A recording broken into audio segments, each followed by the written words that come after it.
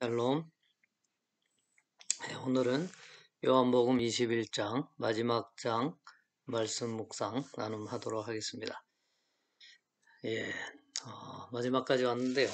마지막 장에는 예수님이 이제 부활해서 갈릴리 바닷가로 가서 제자들을 만나는 장면이 나옵니다. 여기 이제 앞절에 보면 시몬 베드로가 나는 물고기 잡으러 가노라 이렇게 하니까 제 아들이 다 따라서 물고기 잡으러 가죠. 사실 제 아들은 이제 하나님의 복음을 전하기 위해서 하나님의 부르심을 받은 자들인데, 베드로가 뭐 믿음이 식었다 뭐 이렇게 표현하기보다는 사실은 이제 예수를 만났지만 성령 강림 전이죠. 그래서 예수님이 없는 상황에서 목표의식이 없었다 뭐 이렇게 볼 수 있겠습니다.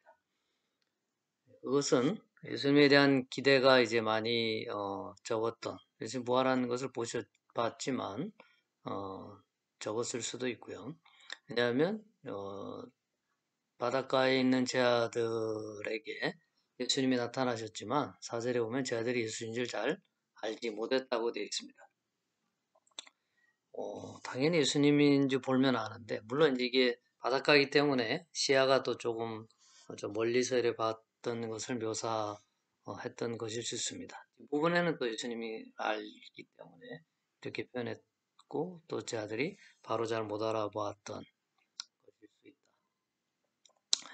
6절에 보면 예수님이 이제 제 아들이 고기를 못 잡고 있었어요. 예수님이 그물을 배 오른편에 던지라 그리하면 잡으리라 하시니 이에 던졌더니 물고기가 많아 그물을 들 수 없더라. 여기 제 아들, 특히 베드로는 그 고기 잡는데 평생을 바친 사람이죠.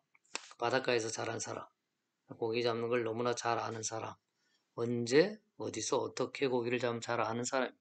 그런가 하면 예수님은 고기 잡는 것에 대해서 잘 모르는 사람이었죠. 물론 이제 하나님이시기 때문에 예수님이 아시는 것이죠. 어디에 고기가 지금 많은지. 예. 이 장면이 왜 마지막 그 성경에 기록되어 있을까? 수학, 그는 우리가 이제 전도를 예상할 수 있죠. 제자들의 힘으로는 고기를 잡을 수 없으나 하나님의 말씀에 의지해서 순종하고 나갔더니까 고기를 잡았더라. 우리의 전도가 바로 이런 것이죠. 하나님께서 가라고 하시는 곳에 하나님의 명령을 따라서 행하게 될 때 하나님의 역사가 일어나는 것이죠. 우리의 노력으로 전도 열매가 있어지지 아니하고 하나님의 역사가 있을 때 하나님의 뜻이 머무르는 곳에 우리를 통해서 하나님이 전도, 구원의 역사를 이루어 가신다. 이렇게 이 말씀을 적용하면 좋겠습니다. 제 아들을 또 이렇게 또 불러 모아가지고 생선과 떡을 아침에 대접을 합니다. 이것은 이제 예수님이 제 아들을 이제 그 사복음서 초반에 불렀을 때의 장면이 예상이 되죠. 그때 막 제 아들을 불러 모았잖아요.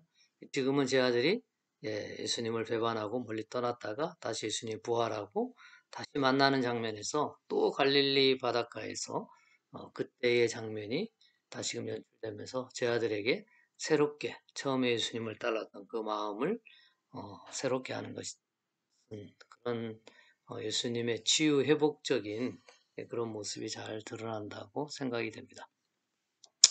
결국 예수님 말씀에 의지해서 그물을 내리니까 193마리가 잡혔다 그러죠. 모나미 볼펜에 나와 있는 숫자잖아요. 우리가 잘 알듯이.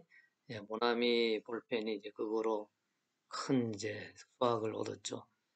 153마리를 거기다가 적어서 하나님의 은혜를 베푸셨다. 뭐 이렇게 해석하지만 그런 것은 좀 공색한 해석인 것 같고, 그 회사 사장님이 이제 열심히 그 회사 경영을 잘해서 회사가 잘 된 것이죠.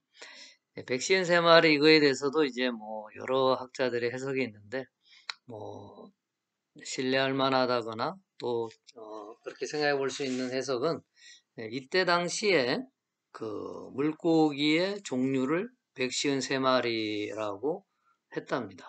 153 종류가 있었다. 그래서 많은 물고기, 모든 물고기를 잡았다. 이런 표현으로 153마리를 이해하는 것이 좋다. 뭐 이렇게 주석에 해석되어 있는 곳도 있더라고요. 예수님 말씀에 의지해서 우리가 수확을 얻는다. 이렇게 이 말씀을 보는 것이 좋겠습니다. 15절에 보면 이제 예수님 베드로에게 이야기하죠. 요한의 아들 시몬아. 갑자기 요한의 아들 시몬이라는 단어가 나옵니다. 그 전에 계속 베드로라고 했었거든요. 처음에 시몬이었지만 더 이상 내 이름을 시몬이라 하지 말고 이제 베드로라 하라. 반석. 그런데 여기 마지막 장에 와서 요한의 아들 시몬이라고 하면서 베드로의 믿음이 이제 떨어졌던 것을 예수님이 상기시키고 부르는 모습이 아닌가 이렇게 여겨집니다. 이 사람들보다 나를 더 사랑하느냐 하시니, 이것은 다른 제자들보다 나를 더 사랑하느냐 이렇게 해석할 수도 있지만 내가 사람들을 사랑하느냐 나를 사랑하느냐 이렇게 이해할 수도 있을 것 같습니다. 이게 이제 주석마다 좀 다르던데 저는 이제 후자로, 예, 이 사람들 또 이거 해석을 이제 이 문법적으로 다르게 보면 이것들보다 뭐 이렇게도 해석할 수 있답니다. 세상 것들보다 예수님을 더 사랑하느냐, 세상보다 예수님을 더 사랑하는 존재로 살아가라는 의미에서 지금 베드로에게 말씀하고 있는 것이죠. 베드로가 내가 주님을 더 사랑하는 줄 주님께서 아시나이다 이렇게 대답을 하죠. 물론 이것도 이제 예수님이 물으신 것은 뭐 아가페로 묻고 베드로는 필레오로 대답했다 뭐 이렇게 해석하는 해석들도 있습니다. 그 나름대로의 은혜가 있지만 저는 볼 때 뭐 세 번 강조해서 예수님이 물어본 것을 우리가 주의 깊게 베드로에게 강조하는 그러한 것으로 봐야 된다고 생각합니다. 세 번 연속해서 이제 베드로에게 물어보니까 베드로가 나중에는 근심하면서 대답했다 이렇게 이야기하죠. 그래서 뭐 세 번이라는 것은 이스라엘에서 굉장히 중요한 숫자잖아요. 그래서 예수님이 베드로에게 양을 치는, 예, 베드로의 사랑을 일깨우는 것을 강조하고 완벽하게 요구하셨다. 뭐 이렇게 해석할 수 있겠습니다. 내 양을 먹이라. 내 양은 예수님의 양입니다. 베드로의 양이 아니죠. 지금 이제 교회 목회자분들이 내 양들, 성도들이 자기 양이라고 생각하면 아닙니다. 목회자도 양인 것이죠. 그 직책만 다른 것이지, 모든 성도가 다 하나님의 양인 것이죠. 목사님들도 하나님의 양이고. 18절에 내가 젊어서는 스스로 띠뛰고 원하는 곳으로 다녔거니와 늙어서는 내 팔을 벌리리니 남이 내게 띠띠우고 원하지 아니하는 곳으로 데려가리라. 나이를 이야기한다기보다는 요새 젊음은 스스로 무엇을 하는 것입니다. 성경이 하나님이 가장 싫어하는 게 교만이죠. 우리 스스로 무엇을 하려고 하는 거. 스스로 띠뛰고 다녔지만 이제는 내 팔을 벌리고 남이 내게 띠띠우고, 그러니까 자기의 원하는 대로 되는 것이 아니고 환경이나 하나님의 인도하심 가운데 이끌려가는 삶, 이것이 이제 성도의 삶인 것이죠. 베드로의 논인의 삶이 그랬고 결국은 복음 증거하다가 십자가에 죽음을 당했죠. 제가 그 몇 년 전에 그 유럽 성지 순례 가니까 그 이탈리아 성당에 베드로의 거꾸로 십자가에 거꾸로 달려 죽는 그 모습, 처형된 모습이 이제 그 벽화에 그려져 있던데요. 예, 성도의 삶은 내 의지와 내 노력과 판단과 계획으로 되는 것이 아니라 하나님께서 우리의 삶을 이끌어 가신다는 겁니다. 하나님의 손에 붙들려서 내 계획대로가 아닌 하나님의 뜻에 순복하고 살아가는 그러한 저와 여러분의 삶이 되기를 예수님의 이름으로 축원합니다. 다른 사람에 대해서 우리가 관심 가질 필요 없죠. 베드로가 이제 그런 삶을 산다고 예수님이 이야기하니까 여기 요한은 어떻게 되겠습니까? 죽지 않겠습니까? 이렇게 물어보니까 예수님이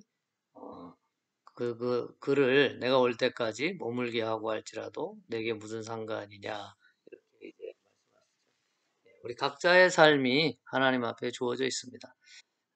내 삶의 주관자 대신 하나님 앞에 순복하고 살아가는 저와 여러분이 되어야 되겠습니다. 요한복음을 통해서 우리가 마지막 장까지 깊게 묵상하는 것은 우리의 노력과 힘으로 무엇을 이루는 것이 아니라 하나님의 나라는 전적으로 하나님의 손에 붙들려서 하나님이 원하신 대로 우리가 따라가야 되고 하나님이 이루시는 것에 우리를 도구로 사용하신다는 것, 그것을 깨닫고 살아가는 저와 여러분의 삶이 되기를 예수님의 이름으로 축원합니다. 계속해서 당분간 요한이 쓴 서신들, 복음서 이런 것들을 좀 나누기를 원합니다. 다음에 요한 1, 2, 3서를 좀 나누려고 합니다. 감사합니다. 사랑하고 축복합니다. 샬롬.